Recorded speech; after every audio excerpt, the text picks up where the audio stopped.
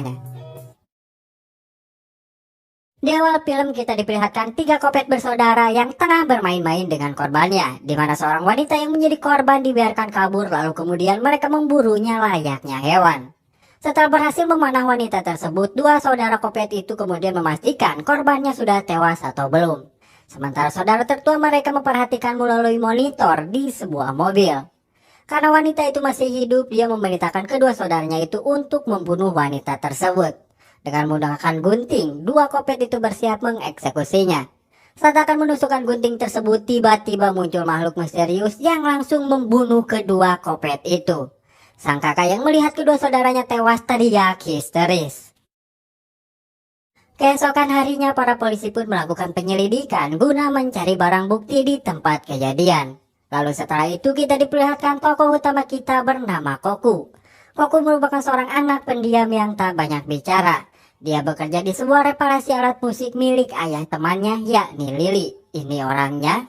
Pada pagi itu Lily yang sudah terlambat sangat tergesa-gesa sampai-sampai ia tak menghiraukan Koku yang menawarinya roti isi kacang. Lily yang merupakan seorang polisi datang ke tempat kejadian pembunuhan malam itu. Di sana Lily melihat sebuah tulisan nama yang dibuat pembunuh sebagai identitasnya, yaitu Killer Bee.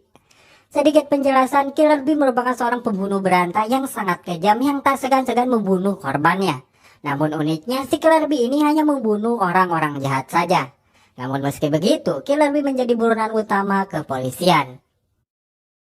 Singkatnya, kepolisian mengadakan rapat mengenai kasus pembunuhan tersebut. Namun sebelum memulai rapat, kepala polisi mengenalkan salah satu anggota yang baru kembali setelah 10 tahun menghilang. Dan dia bernama Kid Flick. Setelah itu rapat pun dimulai di mana kepala polisi mengatakan jika korban pembunuhan itu merupakan Cross bersaudara yang bernama Henry dan Richard. Mereka merupakan seorang psikopat yang telah menculik dan memperkosa wanita pada malam itu. Tapi ternyata wanita yang menjadi korbannya selamat dalam kejadian semalam. Dengan jejak yang ditinggalkan, kepala polisi yakin jika Killer Bee yang telah membunuh Cross bersaudara. Ia juga sangat yakin jika Killer Bee terlibat dalam 15 pembunuhan selama beberapa tahun terakhir. Selama itu juga mereka tidak dapat menangkap Killer Bee karena pembunuhan yang dilakukan Killer Bee tidak meninggalkan petunjuk sama sekali untuk mereka. Selama kepala polisi menjelaskan tentang Killer Bee, Kid malah tertidur dan tidak mendengarkan. Di tempat lain, Julian Cross yang merupakan saudara tertua yang selamat sangat dendam dengan makhluk misterius yang telah menewaskan kedua saudaranya. Ia berniat membalaskan kematian kedua saudaranya itu dan di sana ada orang misterius yang bersedia membantu Julian Cross. Namun dengan persyaratan Julian juga harus membantu dirinya. Setelah rapat selesai, Kid menemui teman lama yang bertugas menjadi dokter forensik di kepolisian tersebut. Mereka pun berbincang dan dalam perbincangan itu Gilbert menanyakan apakah hari ini merupakan peringatan kematiannya. Entah siapa yang Gilbert maksud, tapi yang jelas kematian orang tersebut membuat Kid sangat terpukul dan meninggalkan kepolisian 10 tahun yang lalu. Dan nanti kalian pasti tahu siapa orangnya, jadi pastikan tonton sampai habis. Setelah itu Kid pun pergi dan tidak lupa ia memberikan sebungkus rokok karena ia tahu Gilbert masih merokok. Sementara itu Julian membajak truk divisi militer kiriman rahasia dan mencuri tank di dalam truk tersebut. Di sana Julian membuat keonaran yang entah apa tujuannya. Kepolisian pun bertindak cepat untuk menghentikan Julian. Dan di sisi lain terlihat seseorang yang sedang menyadap radio kepolisian. Terlihat di sana juga ada beberapa foto penjahat yang disilang. Dan terlihat juga ada foto orang misterius yang membantu Julian yang belum disilang. Para polisi sangat kesulitan menangkap Julian karena tank yang dikendari Julian merupakan tank canggih yang memiliki kecepatan yang lumayan. Dan ternyata tujuan Julian melakukan kekacauan itu tidak lain untuk memancing makhluk misterius yang menewaskan saudaranya. Dirasa cukup, Quinn kemudian menggunakan sebuah asap partikel untuk kabur dari kejaran polisi, yang membuat para polisi kehilangan jejak mereka. Di kantor pusat, kepala polisi terus memperhatikan cuplikan saat tank itu menghilang. Namun setelah 100 putaran, polisi itu tidak mengetahui kemana tank itu menghilang. Kid yang sedang rebahan pun akhirnya turun tangan dengan sekali melihat cuplikan itu. Ia langsung membuat rumus yang sangat menggiurkan.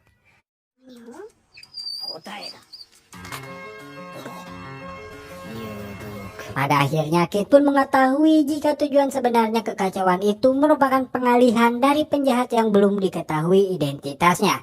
Dan Kit juga mengetahui jika tank tersebut menghilang ke sebuah rel kereta yang sudah tidak terpakai yang dijadikan museum penerbangan. Dan inilah otak dari rangkaian kekacauan itu. Dia bernama Minatsuki, yang memiliki kelompok bernama Market Marker, di mana tujuan sebenarnya kelompok Market Marker yaitu mencuri pesawat di museum. Setelah mengetahui itu, kepala polisi mengarahkan semua personilnya ke museum tersebut.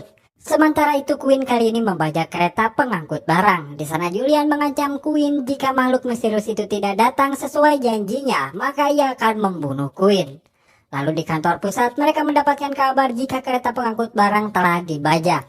Kit yang mengetahui jika itu hanya pengalihan menyarankan untuk mengabaikannya saja. Sementara itu kini Minatsuki berhasil mencuri kapal dan beberapa kotak gas beracun. Namun karena polisi menemukan mereka lebih cepat dari dugaannya, Minatsuki memilih untuk meninggalkan tank dan beralih ke rencana B, di mana mereka akan meninggalkan Queen yang saat ini berada di kereta. Dan tidak lama muncul makhluk misterius yang mereka cari. Dan ternyata makhluk tersebut adalah Koku.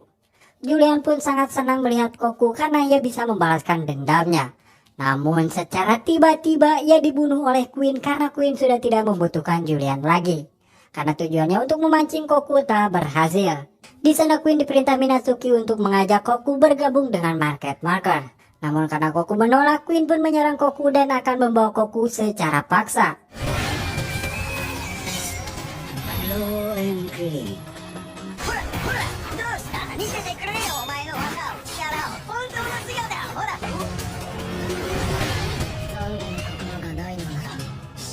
Namun nyatanya Koku dengan mudah berhasil membunuh Queen. Di sisi lain, Lily dan para polisi lainnya berhasil menemukan tank curian itu, namun dengan keadaan kosong. Sementara itu Minatsuki berhasil kabur menggunakan kapal yang mereka curi. Lalu keesokan harinya para polisi mencari barang bukti dari puing-puing kereta yang telah hancur. Dan betapa terkejutnya mereka setelah menyadari jika puing-puing kereta itu membentuk simbol Killer Bee. Setelah itu di tempat lain Koku mengatakan, "Apa kau melihat tanda itu? Aku akan terus membunuh sampai kau menemukanku. Entah siapa yang Koku maksud, nanti kalian akan tahu." Singkatnya beberapa hari telah berlalu, terlihat di sebuah laboratorium salah satu ilmuwan bersama rekannya akan menguji coba gas beracun yang mereka ciptakan kepada seekor kelinci. Namun di sana sang ilmuwan dikhianati rekannya dan dengan kejam si ilmuwan dijadikan bahan uji coba oleh mereka. Entah apa yang mereka rencanakan, tapi yang jelas mereka bekerja sama dengan Market Marker. Karena di sana terlihat satu anggota Market Marker. Dijelaskan di sini Market Marker merupakan sebuah kelompok misterius yang merancang kejahatan bahkan perang. Tapi yang lebih mengejutkan lagi, Market Marker bekerja di bawah perintah keluarga kerajaan. Mereka menjalankan aktivitas rahasia seperti pembunuhan, sabotase, dan kejahatan lainnya. Anggota Market Marker memiliki tanda tengkorak di tangan kanan mereka sebagai tanda jika mereka merupakan anggota Market Marker. Lalu setelah itu kita diperlihatkan aktivitas Koku sebagai tukang reparasi alat musik, di mana Koku tidak hanya bisa memperbaikinya saja, bahkan ia bisa memainkannya dengan sangat baik. Sang pemilik tempat itu sangat memuji Koku dan membandingkan jika Koku lebih baik dari anaknya, yaitu Lily, yang lebih memilih menjadi seorang polisi. Sementara itu Lily dan para polisi lainnya mendatangi rumah anggota gereja yang telah tewas dibunuh dengan sangat sadis. Di sana para polisi meyakini jika pelakunya adalah Killer Bee, karena terdapat tanda ciri khas Killer Bee di sana. Akan tetapi di sana Kit meyakinkan mereka jika Killer Bee tidak terlibat dalam pembunuhan itu, karena tanda yang ada di sana berbeda dengan tanda yang dibuat Killer Bee. Setelah menggeledah seluruh ruangan, mereka dikejutkan dengan ditemukan mayat dengan kondisi yang sangat mengenaskan, dengan sebagian kulit yang melepuh dan ada sebuah kotak di tangannya. Dan mayat itu merupakan ilmuwan yang dijadikan kelinci percobaan. Setelah dilakukan otopsi, Gilbert mengatakan jika mayat tersebut tewas akibat gas beracun, di mana gas itu merupakan gas baru yang diciptakan dari kombinasi gas sarap dan zat melepuh. Di mana menurut Gilbert, orang yang menciptakan gas tersebut sangat gila karena si pencipta gas ingin korbannya sangat menderita sebelum tewas. Setelah mendengar semua itu, Kit pun pergi, tapi sebelum pergi Gilbert mengatakan, "Apa kau masih mencarinya? Ini sudah 7 tahun. Apa kau masih belum mengetahui apapun?" ujar Gilbert. Kate pun menjawab, aku belum mengetahuinya tapi aku sudah menemukan petunjuk yang akan mengarah ke pembunuhnya. Entah siapa yang mereka maksud, nanti kalian akan tahu. Di ruang investigasi, kepala polisi mengadakan rapat mengenai anggota gereja yang dibunuh. Di sana kepala polisi menjelaskan jika si pembunuh memiliki rencana yang lebih besar dan pembunuhan itu merupakan sebuah peringatan untuk kepolisian. Karena di sana mereka menemukan undangan pesta amal dari Perdana Menteri untuk anggota gereja yang dibunuh, di mana si pelaku memberi tanda di kartu undangan sebagai simbol jika si pelaku akan menyerang acara amal yang diadakan Perdana Menteri dengan menggunakan gas beracun. Di sana Morris berasumsi jika sampai mereka menggunakan gas beracun itu di sebuah pesta, maka akan menimbulkan korban yang sangat banyak. Dan yang lebih parahnya lagi, korban bisa mencapai jutaan orang. Gas tersebut bisa menginfeksi seluruh kota. Mereka pun bertanya-tanya dari mana si pelaku mendapatkan gas beracun yang sangat mengerikan tersebut. Tapi di sana mereka yakin jika si mayat ilmuwanlah yang menciptakan gas tersebut, karena di profil kehidupannya, ia merupakan seorang ilmuwan yang sangat jenius yang telah menghilang selama 6 bulan terakhir. Dan dia dibunuh setelah tidak dibutuhkan lagi. Lalu kemudian kepala polisi memberitakan semua anggotanya untuk menjaga pesta amal tersebut dan menangkap orang yang mencurigakan di pesta itu.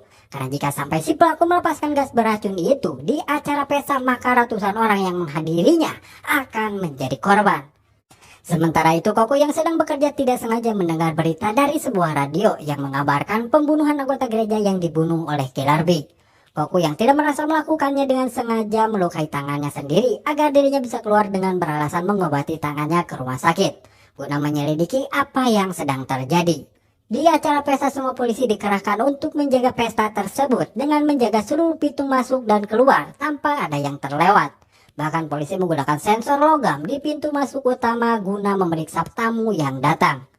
Mereka juga menggunakan teknologi canggih yang dapat melacak dan menganalisa semua tindakan orang-orang yang ada di pesta tersebut. Atau singkatnya, alat tersebut dapat mengetahui orang yang bertindak mencurigakan di pesta itu. Dan di pesta itu juga terlihat ada Minatsuki dan kelompoknya. Sementara di suatu tempat terlihat gas beracun sudah terpasang dengan timer yang sudah berjalan. Lalu kemudian Kayla meminta semua tim untuk melapor keadaan tempat yang mereka jaga. Dan semua tim mengatakan aman, tapi di area 27, anggota polisi yang menjaga area tersebut telah tewas dibunuh oleh seseorang. Dan orang tersebut melakukan penyamaran untuk masuk ke dalam pesta. Sementara di kerumunan pesta, entah bagaimana caranya, Koku sudah berada di sana dengan menyamar sebagai pelayan pesta. Dan di sini Koku memiliki tujuan tersendiri yang entah apa itu, nanti juga kalian akan tahu. Dan di sana tiba-tiba Koku merasakan sesuatu yang aneh kepada wanita yang berpakaian khas Jepang. Dan di waktu yang sama, Kayla mendeteksi pergerakan mencurigakan dari salah satu pelayan pesta yang bergerak menuju ke arah Perdana Menteri. Kayla dengan cepat memerintahkan tim yang berada di tempat itu untuk segera menghentikan orang tersebut. Dan Mayro pun berhasil menghentikan orang tersebut yang berniat membunuh Perdana Menteri. Semua polisi pun merasa lega karena si pelaku berhasil mereka amankan. Akan tetapi itu hanya permulaannya saja. Si pelaku kemudian berteriak memanggil nama rekannya dan boom. Seketika lampu mati dan semua akses keluar hotel mereka tutup. Tidak hanya itu, mereka juga mengunlock sistem keamanan hotel sehingga Kayla tidak bisa masuk ke dalam sistem hotel.